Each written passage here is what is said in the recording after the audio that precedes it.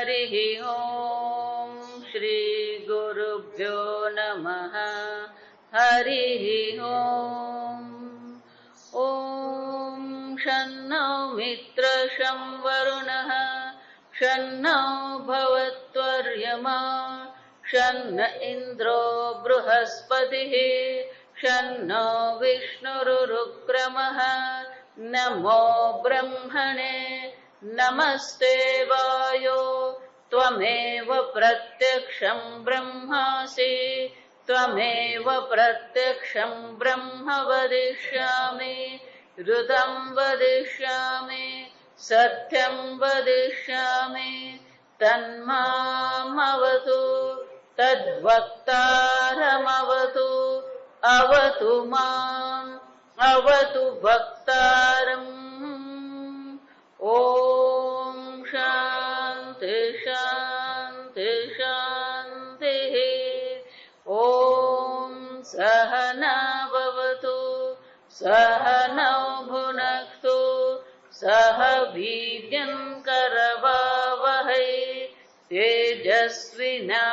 तेजस्विनावधीतमस्तु मा विद्विषावहै ॐ शान्ति शान्ति शान्तिः सदाशिवसमारम्भाम् शङ्कराचार्यमध्यमाम् अस्मदाचार्यपर्यन्ताम् वन्दे गुरुपरम्पराम् श्रुतिस्मृतिपुराणानाम् आलयं करुणालयं नमामि भगवत्पादं शङ्करं लोकशङ्करं शङ्करं शङ्कराचार्यं केशवं बादरायणं सूत्रभाष्यकृतौ वन्दे भगवन्तौ पुनः पुनः ईश्वरो गुरुरात्मेति मूर्तिभेदविभागिने व्योमवद्व्याप्तदेहाय दक्षिणामूर्तये नमः निधये सर्वविद्यानां विशदे भवरोगिणां गुरवे सर्वलोकानां दक्षिणामूर्तये नमः ॐ नमः प्रणवार्थाय शुद्धज्ञानैकमूर्तये निर्मलाय प्रशान्ताय दक्षिणामूर्तये नमः। अनुवाक 9 આપણે બધા સાથે જ બોલીએ।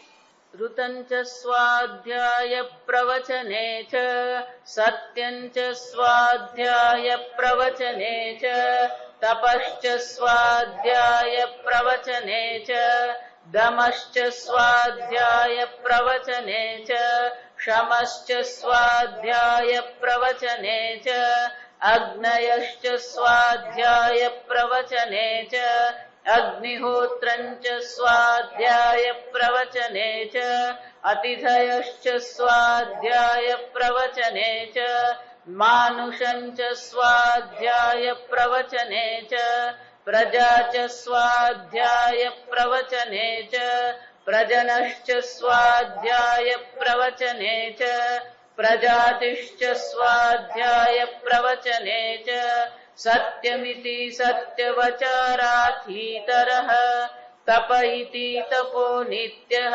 पौरुषेष्टिः स्वाध्याय प्रवचने एवेति नाको मौद्गल्यः तद्धि तपस्तद्धि तपः दमः बाह्यकरण उपशमः अग्नयश्च शमः अंतःकरण उपशमः अग्नयश्च आधातव्यः अग्निहोत्रञ्च होतव्यम् अतिथयश्च पूज्याः मानुषमिति लौकिकः संव्यवहारः तच्च यथा प्राप्तम् अनुष्ठेयम् प्रजाः उत्पाद्याः प्रजननः प्रजननम् ऋतौ भार्यागमनम् इत्यर्थः। प्रजातिः पौत्र उत्पत्तिः पुत्रो निवेशितव्य इत्येतत् सर्वैः एतैः कर्मभिः युक्तस्यापि स्वाध्याय प्रवचने यत्नतः अनुष्ठेय इत्येवम् अर्थम् सर्वेण सह स्वाध्याय प्रवचन ग्रहणम् स्वाध्याय अधीनम् यर्थज्ञानम् अर्थज्ञानायात्तम् च परं श्रेयः प्रवचनं च तद अविस्मरणार्थम् धर्मवृद्ध्यर्थं च अतः स्वाध्याय प्रवचनयोः आदरः कार्यः सत्यमिति सत्यम् एव अनुष्ठेयमिति सत्यवचः सत्यमेव वचः यस्य सोऽयं सत्यवचः नाम वा तत्तस्य राथितरः राथितरगोत्रः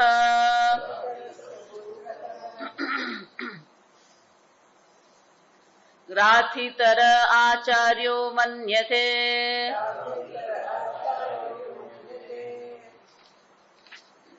तप इति तप एव कर्तव्यम् इति तपो नित्यः तपसि नित्यः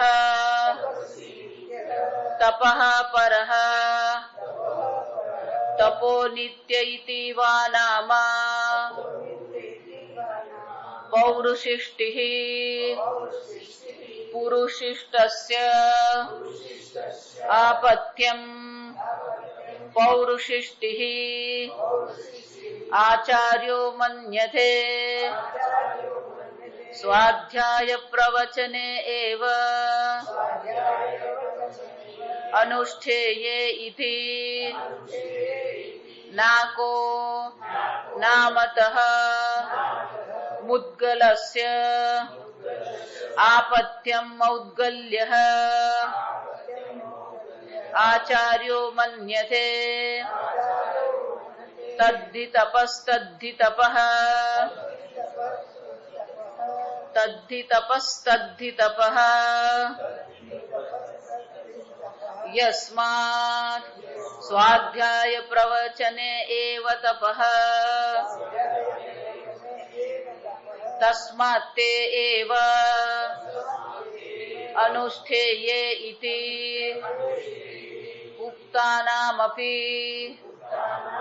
सत्यतपः स्वाध्याय प्रवचनानां पुनर्ग्रहणम् आदरार्थम् તપઃ કૃચ્છ્રાદાદિ.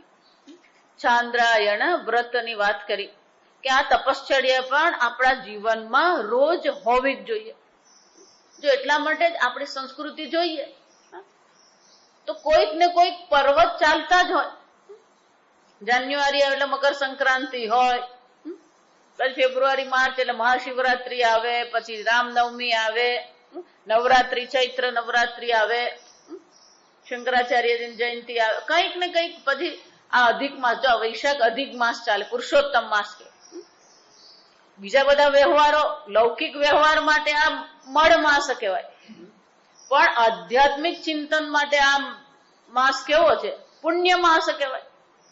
આ મહિનામાં આપણે જે કંઈ પણ પુણ્ય કર્મ કરીએ, વ્રત કરીએ, એનું અનેક ઘણું ફળ મળે આપણને.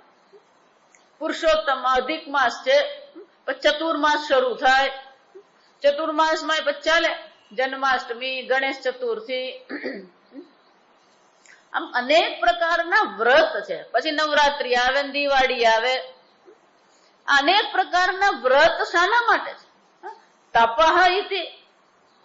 શંકરાચાર્ય કહે છે આ બધા પ્રકારની તપશ્ચર્યા પણ આપણા જીવનમાં હોવી જ જોઈએ. ફક્ત ભોગ એમ નહીં, તપશ્ચર્યા પણ જોઈએ. દમશ્ચ સ્વાધ્યાય પ્રવચને છે. આગળ શાસ્ત્ર કહે છે દમઃ બાહ્ય કરણ ઉપશમ. આપણે જેટલા પણ બાહ્ય કરણ છે, આપણી જેટલી પણ ઇન્દ્રિયો છે, 5 કર્મેન્દ્રિય, 5 જ્ઞાનેન્દ્રિય, આ 10 ઇન્દ્રિયો પર પણ આપણું પોતાનું નિયંત્રણ હોવું જોઈએ. બિલકુલ દેશી ભાષામાં કહીએ તો શું છે? મન ફાવે ત્યારે ખાવું, મન ફાવે ત્યારે બોલવું, મન ફાવે જોવું, આમ નહીં. શું જોઈએ, શું બોલીએ, શું ખાઈએ, બધામાં પણ શું આવવું જોઈએ? નિયમથી આપણું જીવન જોઈએ. જો હું એટલે હંમેશા કહું, ટાટા, બિરલા ને રિલાયન્સ આપણે એમ કહીએ ને, ભલે એ લોકોની ચર્ચા આપણે નકારાત્મક રીતે પણ ક્યારેક કરતા હોઈએ, પણ એ બધી કમાણી જે કરી એ મફતમાં નથી થઈ. ભગવાને કઈ ઝાડ ઉગાડી નથી દીધું ત્યાં. તમે એમના જીવનને જુઓ તો જીવનમાં શું છે? એક લક્ષ્ય નક્કી કર્યું અને એ લક્ષ્યને અનુરૂપ એમનું જીવન એમણે બનાવી દીધું. રાત્રે આટલા વાગે સુઈ જવું, આટલા વાગે ઉઠવું, ઓફિસે જવું, આ બધું નિયમથી જીવન જીવે છે. વિચારો, તમે નિયમથી જીવન જીવો તો પછી જીવનમાં કંઈક સિદ્ધિ મેળવી શકો. જો આજકાલના બાળકોને તમે જુઓ, આજકાલના યુવાનો પણ તમે જુઓ, કોઈ પ્રકારનું જીવનમાં નિયમ નથી, જીવનમાં કોઈ પણ પ્રકારનું કોઈ લક્ષ્ય નથી. બસ ખાધું પીધું, નાટક જોઈને, પિક્ચર જોવા ગયા, ના ખાધું પેલું ખાધું. જીવનમાં કોઈ નિર્ણય જ નથી. બિલકુલ લક્ષ્યહીન જીવન છે. શાસ્ત્ર તો એવું કહેતું જ નથી કે મોક્ષ માત્ર પુરુષાર્થ છે. જો આ વિચારી જોજો, ધર્મ, અર્થ, કામ અને મોક્ષ. ધર્મ પણ પુરુષાર્થ છે. અર્થ એટલે કે સંપત્તિ પ્રાપ્ત કરવી, સુરક્ષા મેળવવી પણ પુરુષાર્થ છે.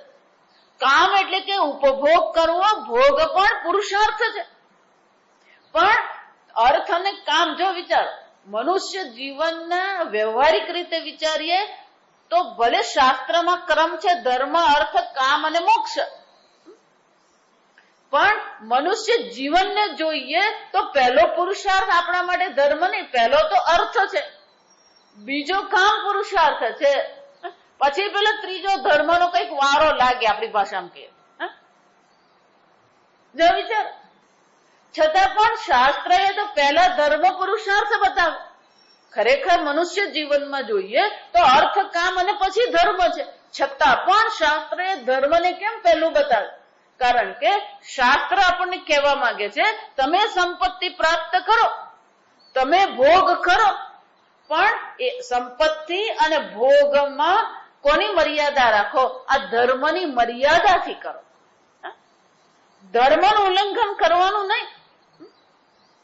જો હું વારંવાર આ વસ્તુ કહું છું, કારણ કે આ કળિયુગ છે અને કળિયુગમાં ધર્મનું ઉલ્લંઘન કરવું સ્વાભાવિક થઈ ગયું. મોટા મોટા મહાત્માઓને તમે જુઓ, મોટી મોટી સંસ્થાઓ તમે જુઓ, અધર્મ તો એ લોકોને જાણે સામાન્ય બની ગયું. કોઈ બીજી સંસ્થાના લોકો મારી પાસે આવે ને, એ મને પણ કહી જાય, ના ના આમ કઈ તમારું ટ્રસ્ટ ચાલે. જો વિચારજો, એ તો કોઈકની પાસે લઈ લેવાના, કોઈકના નામે ચડાવી દેવાનો, કોઈ ફરક પડે નહીં. એનો અર્થ શું થયો? મહાત્મા જ અધર્મ કેમ કરવો શીખવે છે. વિચાર, આ કળિયુગ છે. કળિયુગમાં આ બહુ સહજ થઈ ગયું. હમણાં એક છોકરો નાનો 8મા કે 9મા ભણે છે. એ છોકરો જુઠ્ઠું બોલે છે પણ એના મોઢા પર તમે જુઓ તો કોઈ જૂઠા બોલવાનો, કોઈ પણ પ્રકારનો પશ્ચાતાપ કે મેં ખોટું કર્યો છે એવો કોઈ ભાવ જ ના મને. એ ચોરી કરે છે. જો વિચારો, એને ઘરમાંથી સ્કૂલમાં ફી ભરવાના પૈસા આપ્યા, એને વાપરી નાખ્યા 1500 રૂપિયા. 8મા 9મા ધોરણમાં ભણે. જયારે સ્કૂલમાંથી પેલી ખબર આવી કે ભાઈ ફી ભરાઈ નથી, ત્યારે પેલા ઘરમાં ખબર પડી કે આને ફી ભરી જ નથી. એને પૂછવામાં આવ્યું, એને મારવામાં આવ્યું, પણ કઈ જ નહીં. એને કોઈ મગજમાં એવું આવતું જ નથી કે આ ખોટું છે.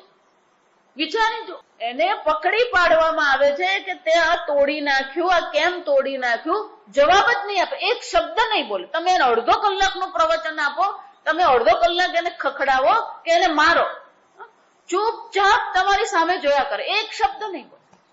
જો વિચારી, આ ઉંમરમાં જો આવું હોય, અધર્મ, સમજીજો. અર્જુન તો પ્રશ્ન પૂછે છે 3જા અધ્યાયમાં ભગવાને, અથ કેન પ્રયુક્તોયમ પાપમ ચરતિ પુરુષ અનિચ્છિન્ન વિવાસનેય બલાદેવ નિયોજે.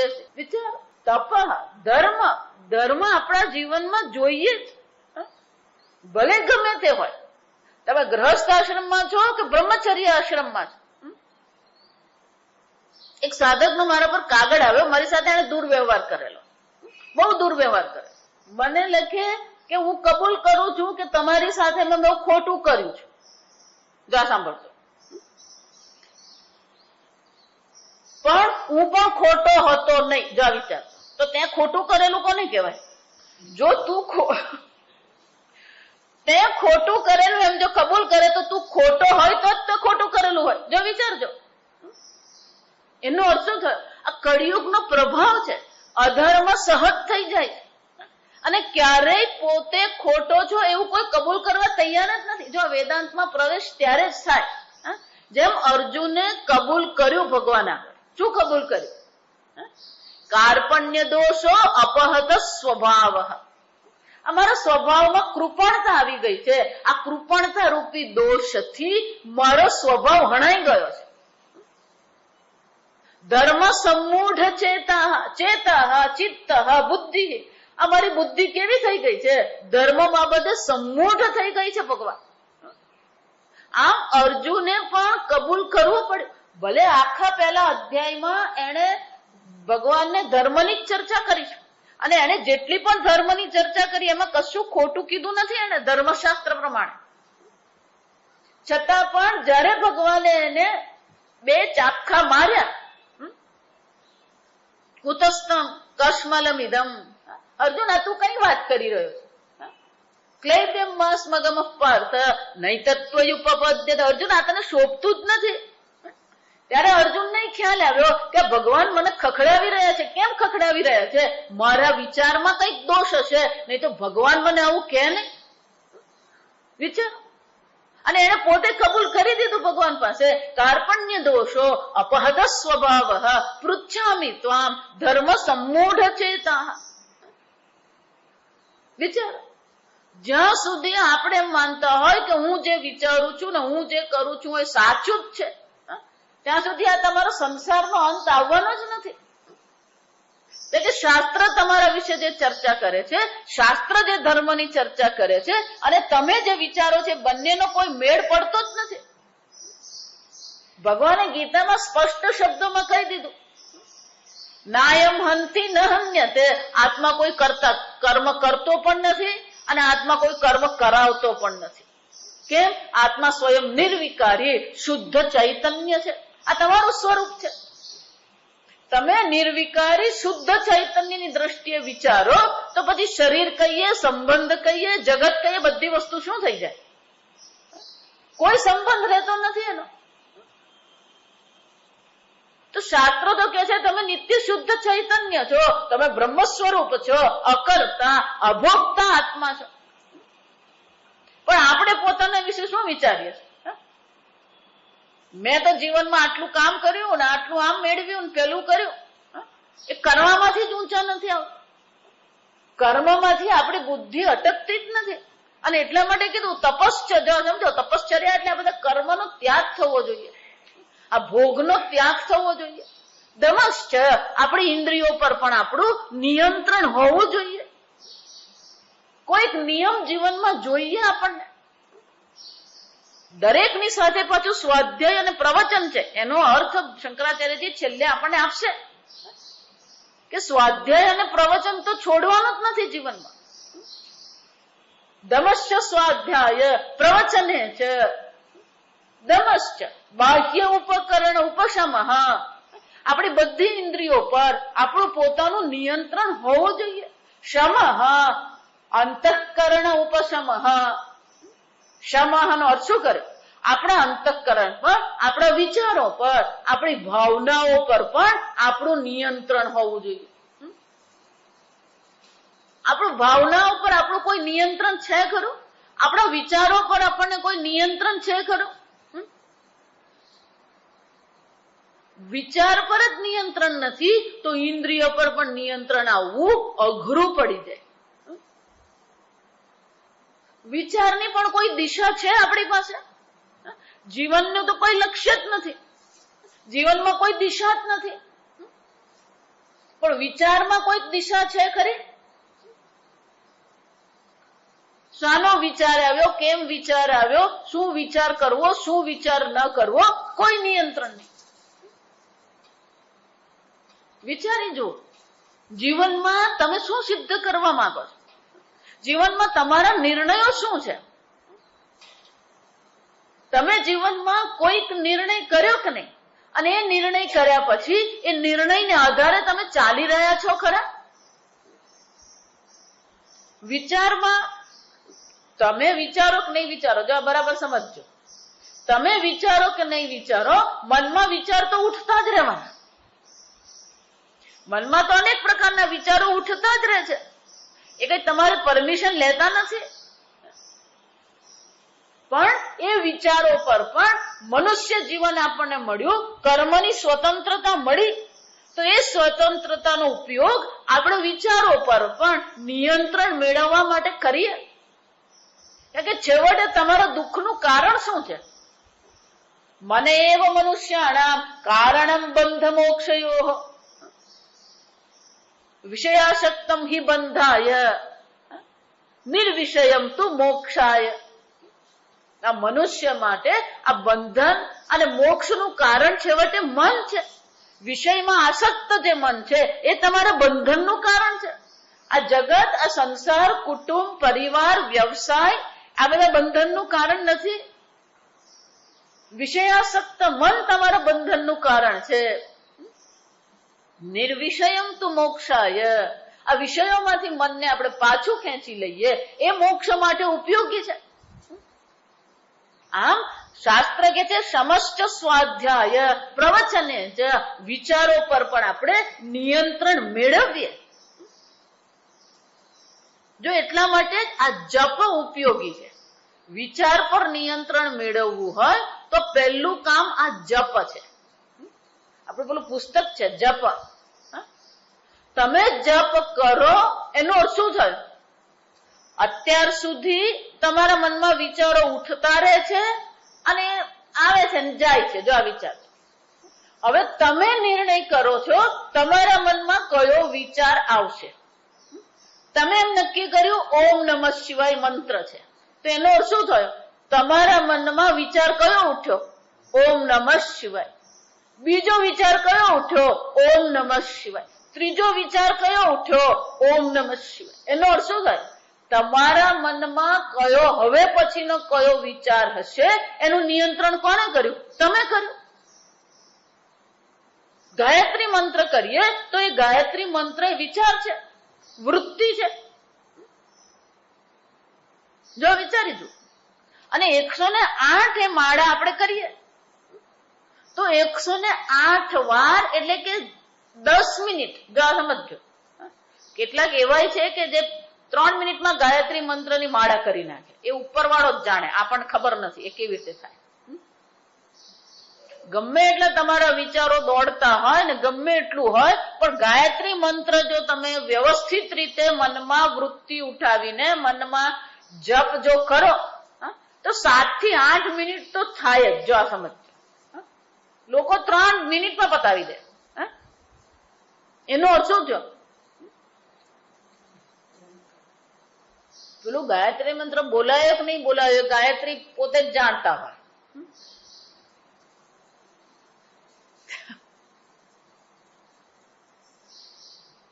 પણ એ જપ શાના માટે છે? આપણા વિચારો પર આપણે નિયંત્રણ મેળવીએ. હવે પછીનો વિચાર કયો છે? ઓમ નમઃ શિવાય. હવે પછીનો વૃત્તિ કઈ છે? ઓમ નમઃ શિવાય. આમ દરેક વૃત્તિ પર આપણે પોતે નિયંત્રણ મેળવીએ. એક માળા કરીએ, 2 માળા કરીએ, 3 માળા કરીએ. આ જપ દ્વારા આપણા મનના વિચારો પર આપણે નિયંત્રણ મેળવવાનું છે. એટલા માટે 10મા અધ્યાયમાં ગીતામાં ભગવાને કીધું યજ્ઞાનામ જપ યજ્ઞોસ્મિ. જો આ વિચારી જશે. આટલા બધા યજ્ઞો છે. અશ્વમેધ યજ્ઞ છે, વિશ્વજીત યજ્ઞ છે, અનેક પ્રકારના યજ્ઞ છે. છતાં પણ યજ્ઞ આવ્યો ત્યારે ભગવાને કયું કીધું? જપ યજ્ઞોસ્મિ. આ જપરૂપી યજ્ઞ અર્જુન હું છું. બ્રહ્મચર્ય આશ્રમમાં પણ જપ તો છે જ, અને ગાયત્રી મંત્રની દીક્ષા. જો આ સમજો, 3 વર્ણમાં ગાયત્રી મંત્રની દીક્ષા છે. હવે ખાલી બ્રાહ્મણો અને ક્યારેક દેસાઈઓ કરાવતા હોય, પણ ખરેખર શું થવું જોઈએ? હું તો હજી પણ બધાને કહું છું કે તમારા બાળકોને તમે ગાયત્રી મંત્રની દીક્ષા કરાવો. એને કહો કે ભલે તમે રોજ 1 માળા નહીં કરો, 24 વાર ગાયત્રી મંત્ર કરો. એને 24 અક્ષર છે તો મંત્ર કેટલી વાર કરવાનો? 24 વાર કરો. 3 વર્ણમાં ગાયત્રી મંત્ર તો છે જ. બાળકને જપ કરવાનો. બ્રહ્મચર્ય આશ્રમમાં પણ જપ છે જ, ગ્રહસ્થ માટે પણ જપ છે જ. વાનપ્રસ્થને તો જપ જ કરવાનો છે. વાનપ્રસ્થ જીવનમાં સ્વાધ્યાય અને જપ આ જ તો જીવન છે એનું. અને સંન્યાસીને એમ નહીં માનો, સંન્યાસી એટલે નવરો હોય. સંન્યાસીએ પણ શું કરવાનું છે? જપ કરવાના છે. આ ગ્રહસ્થને જેમ ગાયત્રી આપવામાં આવે ને, એમ સંન્યાસીની પણ ગાયત્રી મંત્ર છે. સંન્યાસી માટે પણ ગાયત્રી મંત્ર છે, એ સંન્યાસી ગાયત્રી કહેવાય. અને એનો જપ એમણે પણ કરવાનો તો છે જ. આમ જપ દ્વારા આપણા મન પર નિયંત્રણ મેળવીએ. અને જો જપ દ્વારા, ભજન કીર્તન દ્વારા, સ્વાધ્યાય દ્વારા આપણા મન પર, આપણે વિચાર પર નિયંત્રણ મેળવીશું તો પછી આ મોક્ષ માટે આપણું મન અનુકૂળ બનશે. એટલે શંકરાચાર્યજી કહે છે શમઃ અંતઃકરણ ઉપશમઃ. આપણા અંતઃકરણમાં સમાધાન હોય, સમાહિત અંતઃકરણ હોય. એટલું જ નહીં, આગળ શું કે છે? અગ્નિહોત્રંચ અગ્નયશ્ચ સ્વાધ્યાય પ્રવચને છે.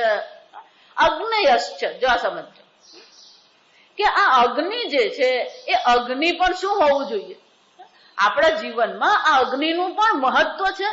જો વૈદિક કાળ છે, સમજવાનું. વૈદિક કાળમાં દરેક કર્મમાં અગ્નિની આવશ્યકતા છે.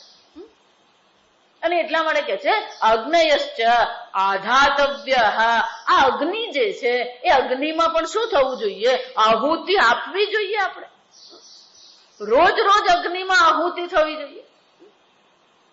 જો પહેલા બહેનો પેલા યજ્ઞ નહીં કરતા, પણ રસોઈ પાણી કરે, ચૂલો સળગાવે. જેવો ચૂલો સળગાવે એટલે પહેલા 2 ટીપા ઘી મૂકી દે.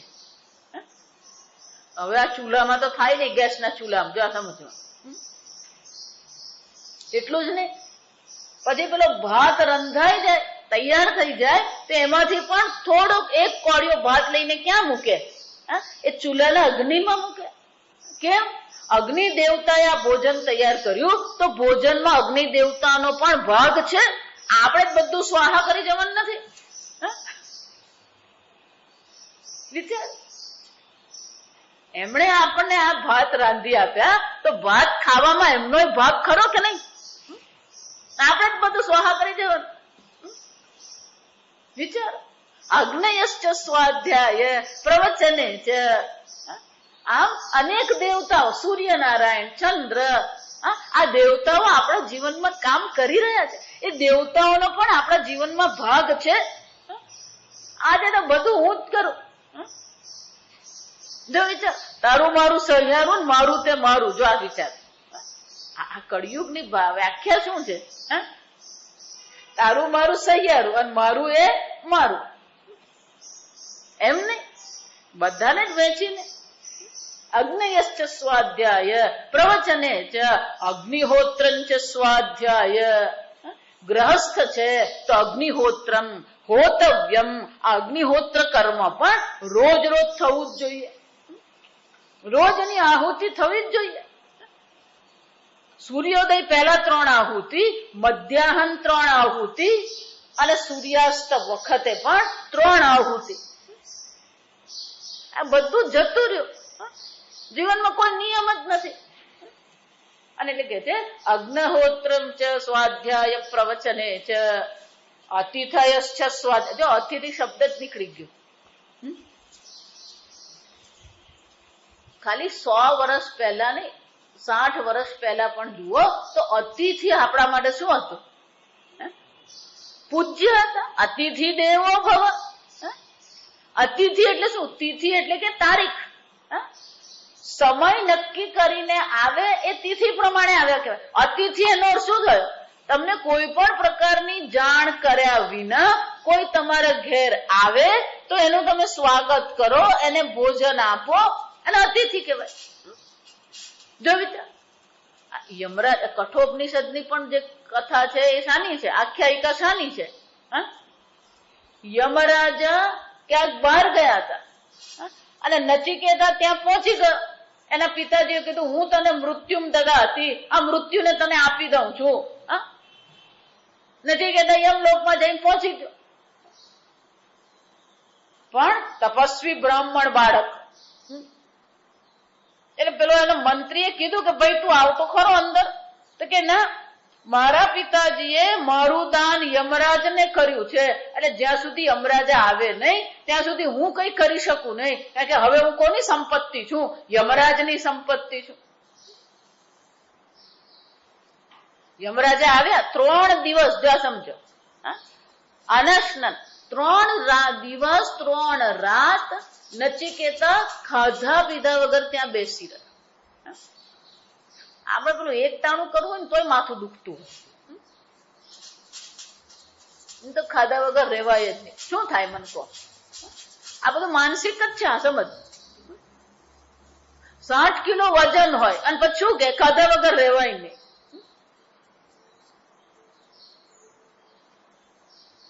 કળિયુગમાં શારીરિકમાં જેટલી પણ બીમારી છે ને એ બધાનું કારણ પેલી માનસિક વિચાર પદ્ધતિ છે. આ વિચાર તમારી વિચાર પદ્ધતિ જ ખોટી છે અને એની અસર તમારા શરીર પર થવાની જ છે. નચિકેતા બેસી રહ્યો, યમરાજા આવ્યા. પેલા મંત્રી કે એમના પત્નીએ પછી યમરાજાને કીધું કે આ બ્રાહ્મણ બાળક છે, તેજસ્વી છે, 3 દિવસ સુધી ખાધા પીધા વગર બેઠો છે અને અતિથિ છે. જો આવી સમજો, અને અતિથિ બ્રાહ્મણ 3 દિવસ સુધી ખાધા પીધા વગર બેઠો છે, તમારા સર્વ પુણ્યને બાળી નાખશે. ધર્મરાજ છે, ધર્મરાજ પણ કોનાથી ડરી રહ્યા છે? ધર્મથી ડરી રહ્યા છે. કેમ? અતિથિ બ્રાહ્મણ છે, 3 દિવસ મારા ઘરે રહ્યો, બહાર રહ્યો, અતિથયશ છે. સમજો, આગળ પણ આવશે અતિથિ દેવો ભવ. હવે અતિથિ જ નથી રહ્યો. જો સમજો, ધારો કે કોઈ આવી ગયું ને તો આપણા મુખ પરથી જ એને ખબર પડી જાય. એટલે બિચારો ધારો કે અચાનક આવવાનું થાય ને તો બસ સ્ટેન્ડ પરથી ફોન કરે ભાઈ હું આવું છું, એટલે પેલા અડધો કલાક તો શું થાય, સમય મળી જાય. આપણા જીવનમાં અતિથિને કોઈ સ્થાન જ નથી રહ્યું. અને અહીંયા તો શાસ્ત્ર શું કે છે? અતિથયશ્ચ સ્વાધ્યાય પ્રવચને છે. શંકરાચાર્યજી કે છે અતિથિ એટલે જે તિથિ વગર આવ્યો એટલું જ નહીં, એનો અર્થ શું થયો? પૂજ્યા. શંકરાચાર્યજી અર્થ શું કરે છે? પૂજ્યા. પૂજ્યા એટલે કે જેમ અતિથિ આપણા માટે પૂજન યોગ્ય છે, એમ આપણા જીવનમાં અન્ય જે પણ મનુષ્યો છે જે પૂજા યોગ્ય છે, આપણા વડીલો છે, માતા પિતા છે, દાદા દાદી છે, આપણા ગુરુ છે, આપણા શિક્ષક છે, આપણા સહાયક છે, આ બધા આપણા માટે પૂજ્ય છે. આ બધાની પણ પૂજા થવી જોઈએ. જો અર્જુને પણ ભગવાનને એ જ કીધું ને, કથમ ભીષ્મ મહમ સંખ્યે દ્રોણમ ચ મધુસૂદન ઈશુભિ પ્રતિયોત્સ્યામિ. ભગવાન, આ દ્રોણાચાર્ય ભીષ્મ પિતાની સામે હું તીર કેવી રીતે મોકલાવું? કેમ? પૂજા રહો. એ પૂજાને યોગ્ય છે. સમજો, આજે તો શિક્ષક નહીં, પેલો તું કહીને જ બોલાવતો હોય. પહેલા તો કેવું હતું, મને યાદ છે, પેલા ડ્રોઈંગના ટીચર હોય, ભલે ડ્રોઈંગના ટીચર છે, પણ ડ્રોઈંગના ટીચરે આમ બજારમાં ગયો સામેથી આવતા દેખાય ને તો આમ દુકાનમાં ઘૂસી જઈએ. કેમ? સાહેબની સામે થોડું ઉભું રહેવાય. હવે તો પેલો પ્રિન્સિપાલ હોય ને એને જઈને કહી આવે. હમણાં મારા પર બોમ્બે થી SMS આવે, જો વિચારી જોજો કે લોકોની બુદ્ધિને વિચારનું સ્તર કેટલું નીચું ગયું કે આવા પ્રકારના જોક્સ પણ લોકો વિચારવા માંડ્યા. આ જોક્સ વાંચીને ખરેખર મને શોખ લાગે કે આવા પ્રકારનો વિચાર પણ કોઈકને આવ્યો ખરો. આને કળિયુગ કહેવાય. જો વિચાર, એક છોકરાએ સ્કૂલમાં કંઈક ભૂલ કરી અને ભૂલ કરી એટલે પેલા શિક્ષક એને ખખડાવ્યો. અને લેસન નતું કર્યું એટલે એને શું કર્યું? ખખડાવ્યો. એને પેલો સ્ટુડન્ટ કહે છે, એ કસ્ટમર સે ઠીક સે બાત કરો. વિદ્યાર્થી કસ્ટમર છે? જો વિચાર, કેમ? પેલા ₹1,00,000 મારા બાપે સ્કૂલમાં આપેલા છે એટલે હું કોણ થઈ ગયો?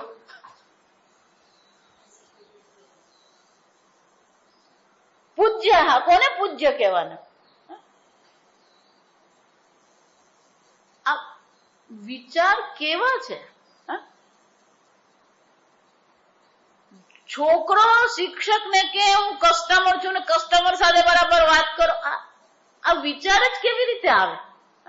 અને વિચાર આવ્યો અને મને પાછો SMS મોકલાવે. વિચારી જોજો, સંન્યાસીને આવો SMS મોકલાવે છે, એનો અર્થ શું થયો? અમારું સ્વામીજીને પણ 8 વર્ષ પહેલા એક બહુ સરસ આવો એક શોખ લાગ્યો.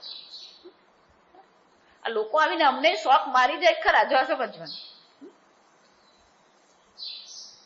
એક બેન, એના પતિ વર્ષોથી સ્વામીજીને વેદાંત સાંભળે ચેન્નાઈમાં.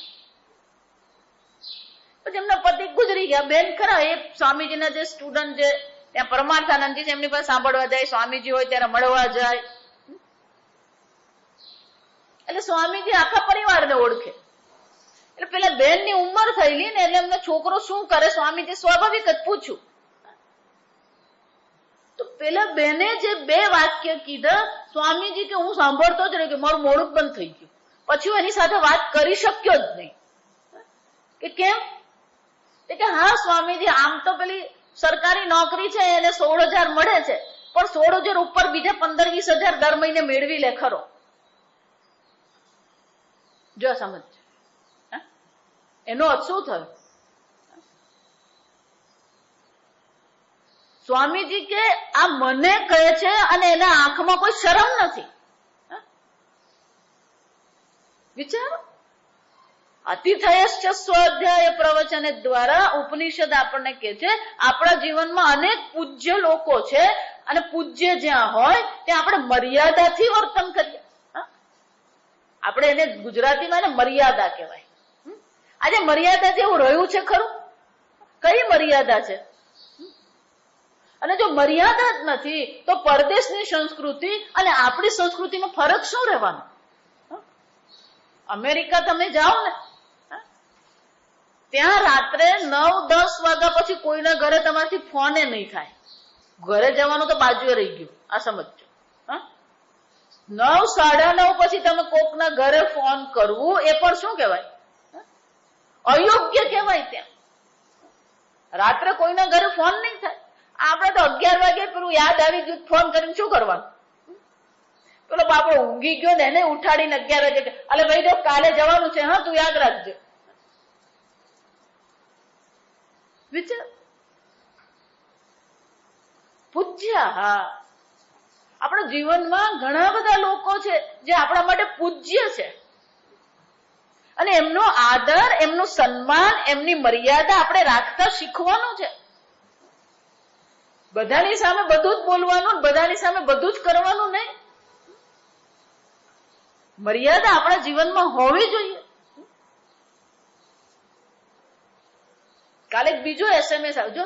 આ SMS આવે ને એના દ્વારા આપણને ખ્યાલ આવે કે સમાજમાં વિચાર સરણી કઈ દિશામાં જઈ રહી છે.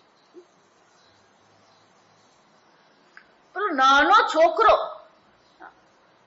કેજીમાં ભણતો, જો સમજો, આ સંવાદ છે છોકરા અને છોકરીનો, કેજીમાં ભણતા. પેલો છોકરો પેલી છોકરીને કહે છે તું મને બહુ ગમે, તું મારી સાથે પરણી જા ને. જો આ SMS છે, વાંચવું હોય તો વંચાવું ખરી તમને. એટલે છોકરી કે ના માન નથી પરણવું. ના પણ હું તને કહું ને તું મારી સાથે પરણી જા ને. એટલે પેલી છોકરી કે ના. એટલે પણ એવું શું કરે, તું મારી બેન ખરી કે નહીં? વિચાર. પણ 6-7 વર્ષના બાળકોની વચ્ચે આવો સંવાદ થઈ શકે ખરો? વિચાર. ત્યારે બાળપણમાં જ જો આ પ્રકારથી હશે તો પછી પૂજ્ય હા કોને કહેવાનું? મર્યાદા કોને કહેવાય? વિચારી. હું એમ નથી કહેતી આપણે મિત્ર ભાવ બધાની સાથે રાખીએ, પણ વ્યવહારમાં તો શું હોવું જોઈએ? શંકરાચાર્યજી આગળ કહેશે કે લૌકિક વ્યવહારમાં એ મર્યાદા જે છે, પૂજ્ય ભાવ છે, એ તો આપણે પ્રગટ કરવાનો કે નહીં કરવાનો? માનુષમ તુ સ્વાધ્યાય પ્રવચને છે. માનુષમ, શંકરાચાર્યજી કહે છે, જે અતિથિ છે એનું સન્માન આપણે કરીએ, જે પૂજ્ય છે એની સાથે મર્યાદાથી વર્તન કરીએ. અને અન્ય જે મનુષ્યો છે એમાં પણ જે પ્રકાર લૌકિક સમવ્યવહાર, જો સમવ્યવહાર એટલે કે જેની સાથે જે પ્રકારનો વ્યવહાર કરવાનો હોય એ પ્રકારથી આપણે વ્યવહાર કરીએ. જો વિચારો, અન્યનો કેવી રીતે, કોની સાથે કેવું બોલવું, કેટલું બોલવું, ક્યાં બોલવું, આ બધામાં પણ શું હોવો જોઈએ? વ્યવહાર હોવો જોઈએ, સમવ્યવહાર. વિવાહ હોય, મૃત્યુ હોય, પ્રસંગને અનુરૂપ આપણા જીવનમાં વ્યવહાર અવશ્ય હોવો જોઈએ. જો વિચાર, આ કેટલું પ્રેક્ટિકલ વાત કરે છે ઉપનિષદ. લૌકિક સમવ્યવહાર, અન્ય મનુષ્યો સાથે પણ જે પ્રકારનો પ્રસંગ હોય, જે પ્રકારનો આપણો એમની સાથેનો સંબંધ હોય, એ પ્રકારની મર્યાદાથી આપણે વ્યવહાર કરીએ. એટલે શંકરાચાર્ય કહે છે તચ્ચ યથા પ્રાપ્ત મનુષ્ઠેયમ, જે પ્રાપ્ત, યથા પ્રાપ્ત એટલે કે એની સાથે જે પ્રકારનો સંબંધ હોય, એની સાથે જે પ્રકારનો વ્યવહાર હોય, જે પ્રકારનો આપણો પ્રસંગ હોય. વિચાર, આજે પેલો બ્રાહ્મણ સત્યનારાયણની કથા કરાવવા આવે, બ્રાહ્મણ એ કઈ ઓછો હોતો નથી, આ સમજવાનું. કેમ? પેન્ટ પહેરીને કથા કરાવવા આવે.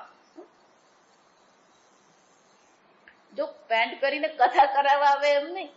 અત્યારે એક મંદિરમાં દર્શન માટે ગઈ તો પેલો પાયજામો પહેરીને પૂજા કરે. મેં પેલા ભાઈ જે વ્યવસ્થા કરવા વાળા ભાઈને કીધું, મેં કહ્યું એને એક ધોતિયું લઈ આપો અને એને કહ્યું કે તમારે મંદિરમાં આવે ને ત્યારે ધોતિયું પહેરીને પૂજા કરવાની, ધોતિયું મંદિરમાં મૂકી જવું.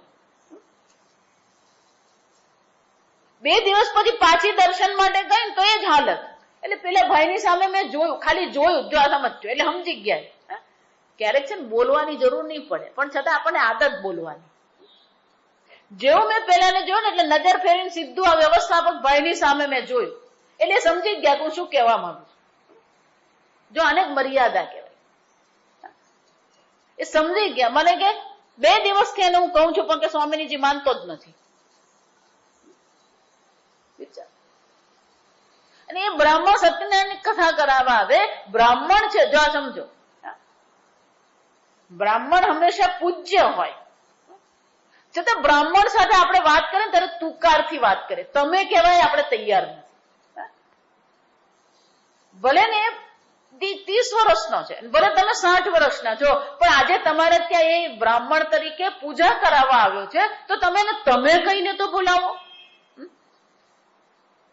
અને બ્રાહ્મણ નહીં કે બ્રાહ્મણ કે શું કે સમજો. શંકરાચાર્ય શું કે છે? યથા પ્રાપ્તમ અનુષ્ઠેયમ, જે પ્રકારથી પ્રસંગ પ્રાપ્ત થાય, જે પ્રકારનો વ્યવહાર કરવો જોઈએ એ પ્રકારનો વ્યવહાર આપણે શું કરે? કરવો જ જોઈએ. આપણો વ્યવહાર યોગ્ય, જો આગળ પણ મેં આ ચર્ચા કરી છે કે આચરણ તો યોગ્ય હોવું જ જોઈએ. તમે ગમે એવા મોટા માણસ હોય, ગમે એવી તમારી પાસે પદવી હોય, કે ગમે એટલું તમારી પાસે ધન હોય, શાસ્ત્ર આપણને શીખવે છે આપણું આચરણ કેવું હોવું, કોની સાથે કયા પ્રકારનો વ્યવહાર કરવો, એ આચરણ યોગ્ય હોવું જ જોઈએ. આપણું આખું શાસ્ત્ર, સંપૂર્ણ શાસ્ત્ર આ આચરણ પર ભાર આપે છે. જે વ્યક્તિનું આચરણ જ ખોટું છે, કર્મ જ ખોટું છે, એના વિચારો પણ ક્યારેય સાચા નહીં હોય. એટલા માટે જે વ્યક્તિ ખોટું કરે અને પછી આવીને એમ કે ના ના પણ મારા મનમાં એવું કઈ હતું જ નહીં, તારા મનમાં ન હોય તો આ શબ્દ તારી વાણી પર આવે જ નહીં. આ સમજ. ના ના એ તો બહુ ભૂલ થઈ ગઈ. ભૂલ એક વાર થાય. કોકના ઘરે ગઈ હતી ને તો એક મેગેઝિન હાથમાં આવે, જો આ વિચાર, આ ભૂલ શબ્દ કીધું ને, રજનીશનું વાક્ય હતું, બહુ મજાનું વાક્ય હતું કે ભૂલ કરવી ને તો કરો, મનુષ્ય છે, ભૂલ તો થવાની જ છે. જો આ સાંભળજો, આ બહુ મજાની વાત છે. ભૂલ થાય એ તો સહજ છે. રજનીશે કીધું ભૂલ થવી એ તો મનુષ્યની માટે સહજ છે, પણ એકની એક ભૂલ નહીં કરો. જો આ સાંભળજો, આ વાક્ય અહીંથી અટકતું નથી, બહુ સુંદર છે આ ચર્ચા. કે એકની એક ભૂલ કરવી મૂર્ખતા છે. તમારે ભૂલ કરવી જ છે ને તો કે દર વખતે નવી ભૂલ કરો. કેમ? કે નવી ભૂલ કરશો ને તો રોજ નવું શીખશો. નવી ભૂલ કરશો તો રોજ તમારે શું કરવું પડશે? નવું શીખવાનું તમને મળશે. પણ એકની એક ભૂલ કરવી એ તો શું છે? બુદ્ધિની મૂર્ખતાની પરાકાષ્ઠા છે. આ સમજો વાક્ય, પરાકાષ્ઠા છે. જુએ છે કે એક વાર ભૂલ કરી, 2 વાર ભૂલ કરી, 3 વાર ભૂલ કરી, એનો અર્થ શું થયો? મારે એક સાધકને કહી દેવું પડ્યું કે તારે મારી સામે ક્યારે આવવાનું છે. કેમ? કે એકની એક ભૂલ શું કરે? તને 1 વાર જવા દઈએ, 2 વાર જવા દઈએ, 3 વાર જવા દઈએ, પણ એકની એક તું ભૂલ કરતો રહે અને પછી ભૂલ કરે, પછી બીજે દિવસ આવીને રડે અને પાછો રડીને પછી કબૂલ કરે. સમજો? આ બધા મંત્રો દ્વારા આપણને કહેવામાં આવે છે કે જીવનમાં તમારો વ્યવહાર, તમારી વાણી, તમારા વિચાર, તમારું વર્તન, આ બધામાં યોગ્યતા હોવી જ જોઈએ. જો આ વિચાર, ઉપનિષદ છે અને ઉપનિષદના પ્રારંભમાં જ કહેવામાં આવ્યું, એનો શું થયું? જ્યાં સુધી તમારું આચરણ, તમારો વ્યવહારમાં યોગ્યતા નથી, ત્યાં સુધી બ્રહ્મ વિદ્યાની પ્રાપ્તિ થવી અશક્ય છે. આ સમજવાનું. આપણે શું લાગે છે? ના રે એ તો મન ફાવે એમ કર્યું, મન ફાવે એમ જીવ્યા. નહીં. શંકરાચાર્યજી શું છે? યથા પ્રાપ્તમ, જે પ્રકારથી પ્રાપ્ત હોય એ પ્રકારથી આપણો વ્યવહાર હોવો જ જોઈએ. યથા પ્રાપ્તમ અનુષ્ઠેયમ, એટલું જ નહીં. પ્રજાચ સ્વાધ્યાય પ્રવચને ચ પ્રજનન પ્રજનનમ. આ પ્રજા ઉત્પત્તિ, જો આ પણ ધર્મ છે. પ્રજો ઉત્પત્તિ પણ ધર્મ છે. આ સમજો. શંકરાચાર્યજી કહે છે ઋતુ ભાર્યાગમનમ ઇત્યર્થ. ઋતુ પ્રમાણે, ઋતુને અનુરૂપ ઋતુ હોય ત્યારે એ ભાર્યાનું ગમન કરવું એ પણ ધર્મ છે. કામ દેવતા છે આપણા માટે, યાદ રાખજો. કામને પણ આપણે શું કહીએ છીએ? દેવ કહીએ છીએ.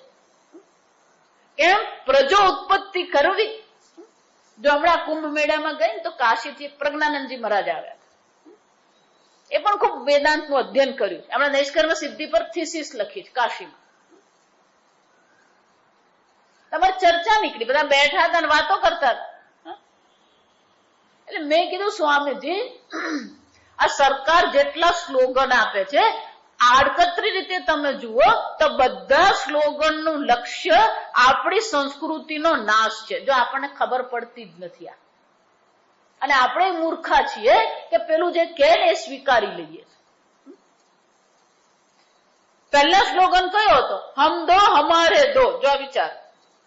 હવે શું થઈ ગયું? હમ દો હમારા એક. એનો અર્થ શું થયો? અને બધા ભણેલા ગણેલા નક્કી કરી દીધું આપણે એક જ જોઈએ.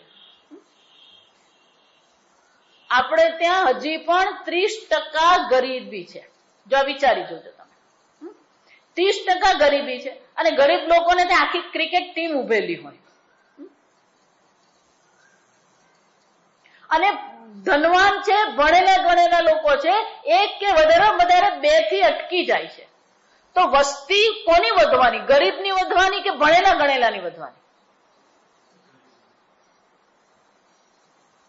અને આ દેશમાં જો ભણેલા ગણેલા રહેશે જ નહીં તો આ સંસ્કૃતિ સચવાશે કેવી રીતે?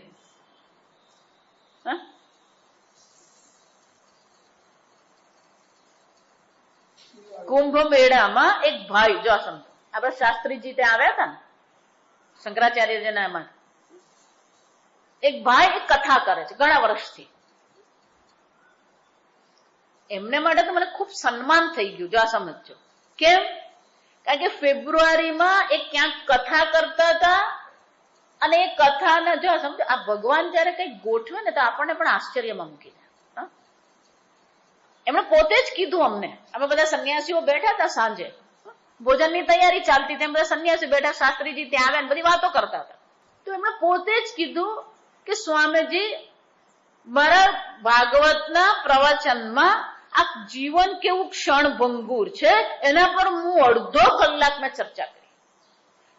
એ ચર્ચા કરી, ભાગવતની કથાનો તે દિવસની પૂર્ણાહુતિ કરી, આરતી કરી અને કે મારો મોબાઈલમાં રિંગ વાગી. અને મોબાઈલમાં રિંગ વાગીને મને સમાચાર આપવામાં આવ્યા કે તમારા દીકરો, એનો દીકરો 20 વર્ષનો જુવાન જોધ, એકનો એક દીકરો, તમારા દીકરાને રોડ એક્સિડન્ટ થયો છે, ઓન ધ સ્પોટ એક ગુજરી ગયો છે.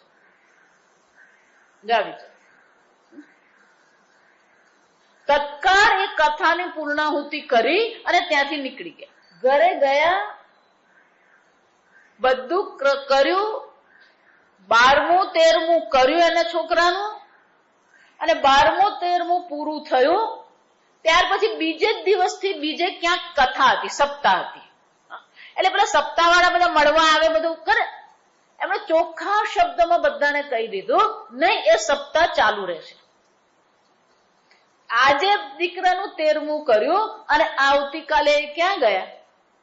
સપ્તાહ માટે. ત્યાંની સપ્તાહ પૂરી થઈ ગઈ. 15મી માર્ચે ત્યાં આગળ શાહી સ્નાન હતું. એ કથા કરીને સીધા ક્યાં આવી ગયા? પત્ની સાથે કુંભ મેળામાં. એ કુંભ મેળામાં દ્વારકા શંકરાચાર્યજી પાસે ગયા. દ્વારકા શંકરાચાર્યજીએ કીધું કે તમે જ સ્ટેજ પર જઈને કથા કરો.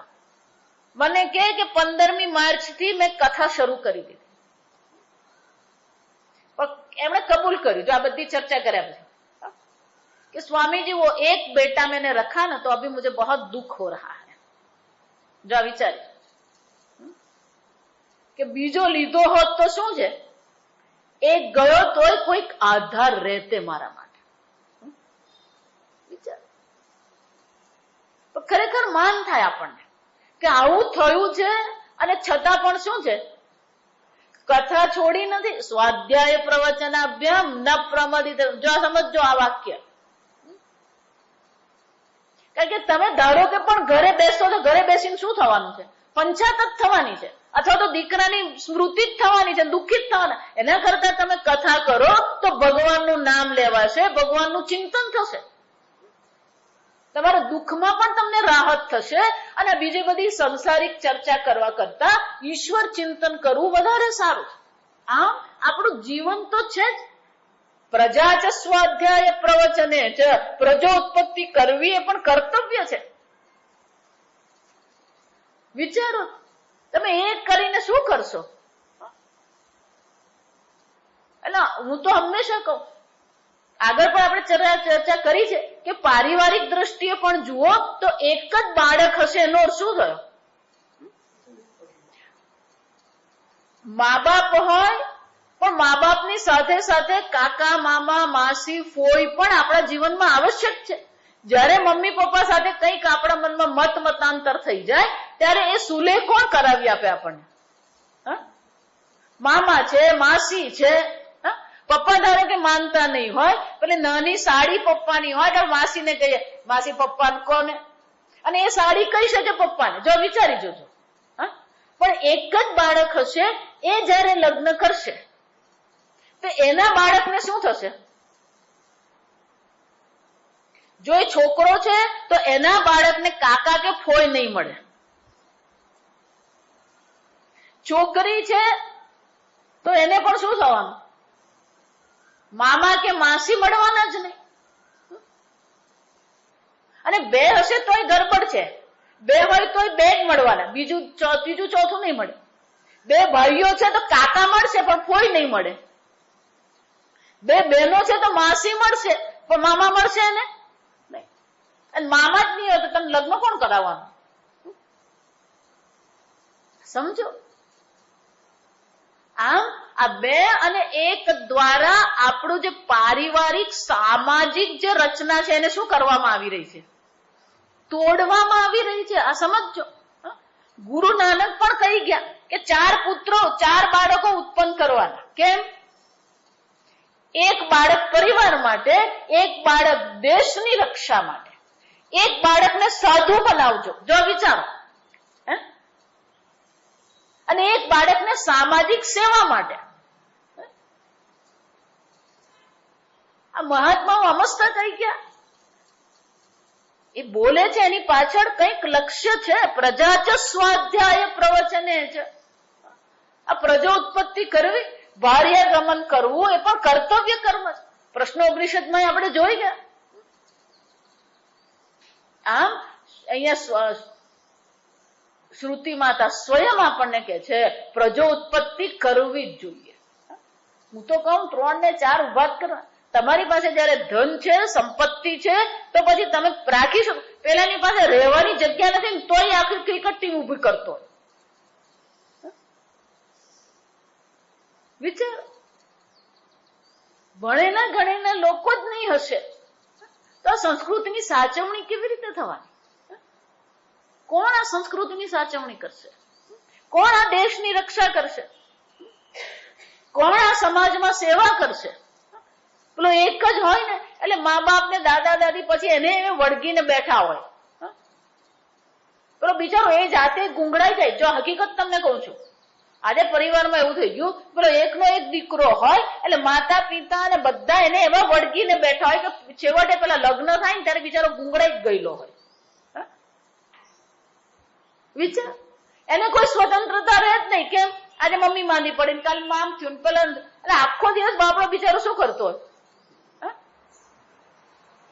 એની પોતાની કોઈ સ્વતંત્રતા રહેતી જ નથી. માતા પિતા એટલા બધા અસુરક્ષિત બની જાય. વિચાર. એટલે શાસ્ત્ર શું કે છે? પ્રજા ચ સ્વાધ્યાય પ્રવચને જ. અહીંયાથી અટકતું નથી આ શાસ્ત્ર. જો સમજો, હજી આગળ ચાલે છે. પ્રજાતિશ્ચ. પ્રજાતિશ્ચ એટલે કે એની પેઢી, આગલી પેઢીની ચર્ચા અહીંયા આગળ શાસ્ત્ર કરે છે. ફક્ત પુત્ર અને પુત્રી જ નહીં, એના પછીની પેઢી ઉત્પન્ન થાય એની ખાતરી કરી જ લેવાની. પ્રજાતિશ્ચ સ્વાધ્યાય પ્રવચને જ. એની ચર્ચા આપણે આવતીકાલે કરીશું. ઓમ અસતો મા સદ્ગમય તમસો મા જ્યોતિર્ગમય મૃત્યોર્મા અમૃતંગમય. ઓમ પૂર્ણમદ પૂર્ણમિદં પૂર્ણાત પૂર્ણમુદચ્યતે પૂર્ણસ્ય પૂર્ણમાદાય પૂર્ણમેવાવશિષ્યતે. ઓમ શાંતિ શાંતિ શાંતિ. હરિ ઓમ શ્રી ગુરુભ્યો નમઃ. હરિ ઓમ.